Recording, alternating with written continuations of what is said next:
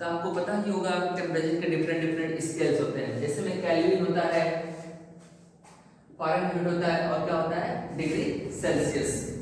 ठीक है, तो कोई एक स्केल दिया हो उसको दूसरे स्केल में अदर स्केल में कैसे कन्वर्ट किया जाएगा, तो उसको हम लोग दो मेथड से पढ़ेंगे। एक होगा आप लोगों को ग्राफिकल मेथड, एक तो आप लोगों को फार्मूला के मेथड से आप लोग फाइंड करना पता ही होगा। पहला आपको पता ही होगा आप लोगों का किसी टेम्परेचर का एक होता है आइस पॉइंट, एक होता है बॉइलिंग पॉइंट।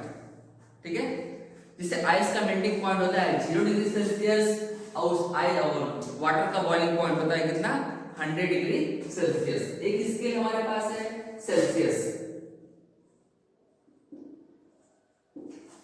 ये हमारा मेल्टिंग पॉइंट।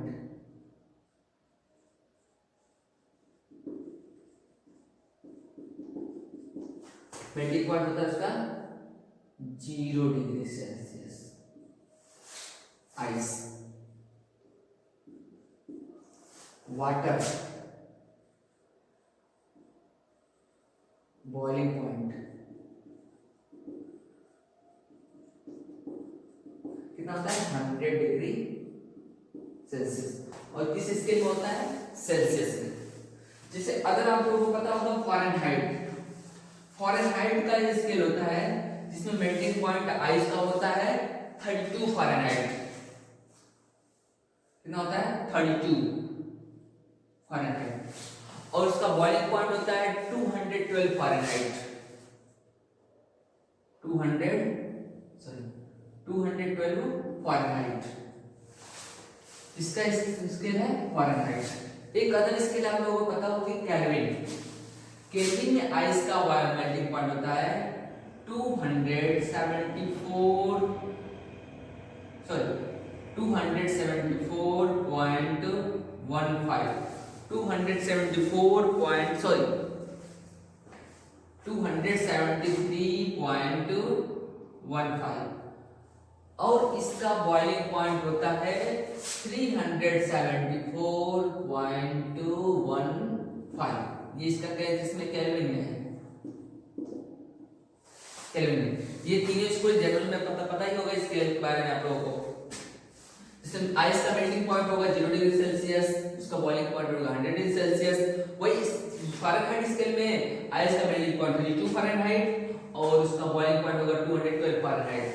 और इसे हम पढ़ेंगे केल्विन में 273.15 केल्विन उसका आइस पॉइंट होगा या मेल्टिंग पॉइंट बोल सकते हैं, और उसका वाटर का बॉइलिंग पॉइंट होगा 373.15। आए बात समझ में? कोई एक टेम्परेचर दिया होगा उसको दूसरे टेम्परेचर में कैसे कन्वर्ट करेंगे। जैसे कोई भी टेम्परेचर दे दिया इंटरचेंज करने के लिए, अगर दे दिया कि 32 या 27 डिग्री सेल्सियस है, उसको कन्वर्ट करना है किसमें फारेनहाइट में कन्वर्ट करना है, तो उसको कैसे आप लोग कन्वर्ट करेंगे। सबसे पहले एक देख लेते हैं ग्राफ के मेथड से। आप लोगों को फार्मूला पता ही होगा, ग्राफ मेथड देख लेते हैं। एक स्केल ग्राफ बनाते हैं जिसमें हॉरिजॉन्टल एक्सिस या एक्स एक्सिस लेते हैं इसको सेल्सियस को, और वाई एक्सिस जिसको बोलते हैं वर्टिकल एक्सिस, इस पे लेते हैं फारेनहाइट को, इस पे लेते हैं सेल्सियस को, और उस पे लेते हैं फारेनहाइट को। ये हमारा ओरिजिन है। आपको पता है कि आइस का जो मेल्टिंग पॉइंट है 0 डिग्री सेल्सियस पे, तो वहीं पे फारेनहाइट में कितना है 32 फारेनहाइट। तो अगर यहाँ पे 0 डिग्री सेल्सियस हो गया आइस का सेल्सियस में, तो वहीं आइस का फारेनहाइट में कितना हो गया 32 फारेनहाइट। 32 फारेनहाइट, ठीक है। इसका बॉइलिंग पॉइंट अगर वाटर का सेल्सियस में तो 100 डिग्री सेल्सियस दे दिया है, तो इसमें फारेनहाइट में कितना है 212। अगर यहाँ पे हम लेट कर लेते हैं 100 डिग्री सेल्सियस किसमें है बॉइलिंग पॉइंट सेल्सियस में, तो वही वाटर का बॉइलिंग पॉइंट हो गया 212 फारेनहाइट। बात समझे ना? इससे यहां से इसको एक यहां पे कट कर लेगा। ग्राफ हमारा क्या होगा, ये हमारा हो गया इसका ग्राफ। अब कोई अननोन सेल्सियस दे दिया या फारेनहाइट दे दिया, तो कैसे उसको कन्वर्ट करेंगे, ठीक है। कोई एक फ़ारेनहाइट दे दिया, समझ लेते हैं यहाँ पे सी डिग्री सेल्सियस है, अब समझ लेते हैं उसका फ़ारेनहाइट दे दिया एफ फ़ारेनहाइट फाइंड करना है। तो इसको यहाँ से कट कर दिया कि इसका कोऑर्डिनेट होगा सी कामा एफ। अरे एक्स एक्सिस पे सी डिस्टेंस है कवर किया और वाई एक्सिस पे डिस्टेंस किया एफ। आई बात समझ ना? देखिए यहाँ पे दो ट्रायंगल बन रहा है, ये वाला बन रहा है स्मॉलर ट्रायंगल इसका है, एक इससे एक बड़ा ट्रायंगल है। ये दोनों आपस में सिमिलर ट्रायंगल है, तो इसका एक रूल पढ़ने होंगे आप लोग प्रॉपर्टी ऑफ ट्रायंगल में कि अगर दो ट्रायंगल आपस में सिमिलर हैं तो उनके हाइट का रेशियो भी आपस में क्या होगा, सिमिलर ही होगा। हाइट का रेशियो, इसकी हाइट कितनी है, f पूरी है और ये कितना है 32, तो इसका हो जाएगा f माइनस 32 अपॉन, ये हाइट पता चल गया आप लोगों को f माइनस 32, ये हाइट कितनी है 212 और ये कितना है 32, तो हो जाएगा 212 माइनस 32 इक्वल, ये तो इसकी हाइट पता चलेगी।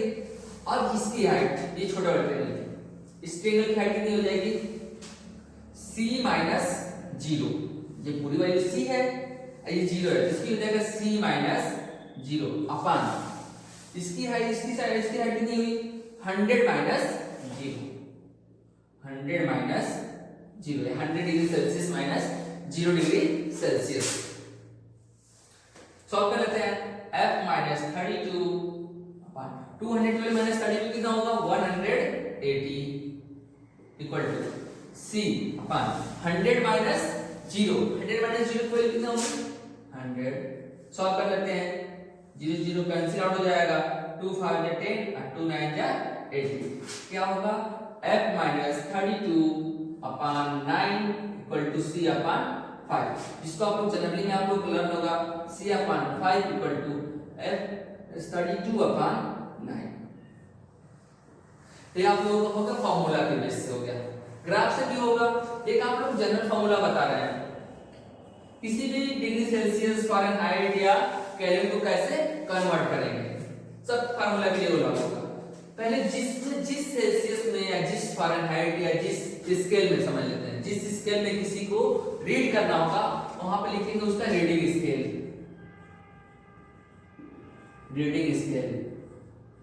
माइनस कर देंगे उसका मेल्टिंग पॉइंट, जिसका स्केल होगा उसका melting point.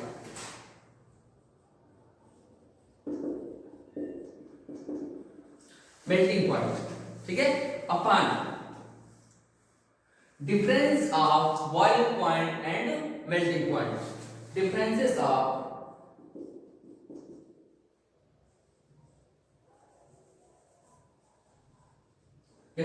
of boiling point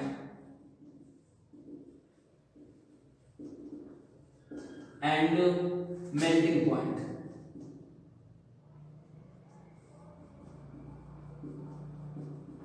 equal to होता है कांस्टेंट, ये हमेशा आपस में क्या होंगे कांस्टेंट होगा,